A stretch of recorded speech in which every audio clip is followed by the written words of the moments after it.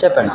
Hello అండి, నాకు ఒక 6 months బ్యాక్ హార్ట్ ప్రాబ్లం వచ్చింది అనమాట. జస్ట్ ఇట్లా పట్టుకున్నట్టుగా అయ్యేది. హాస్పిటల్కి వెళ్తే ఇంకా అన్ని టెస్టులు చేసి యాంజియోగ్రామ్ అదంతా చేసేసి ఇంకా పేస్ మేకర్ పెట్టాలి అన్నారు, హార్ట్ వీక్ ఉందనేసి.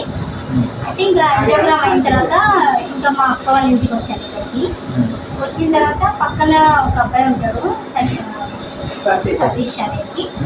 అయితే అయ్యో ఏం ప్రాబ్లం అనేసి ఇంకా ఒక బయోమెట్రిక్స్ది మ్యాట్ ఇచ్చాడనమాట. అది తీసుకుంటే అన్ని ప్రాబ్లమ్స్ పోతాయి అనేసి అన్నాడు.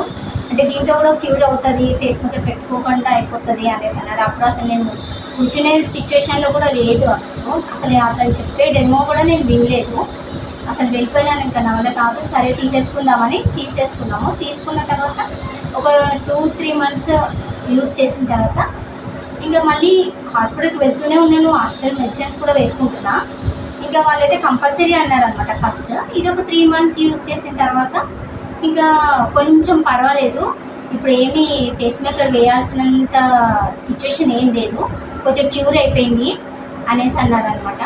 అంటే ఇంకా చాలా హ్యాపీగా ఫీల్ అయినాను నేనైతే. అసలు ఫస్ట్ అయితే ఇది నమ్మలేదు.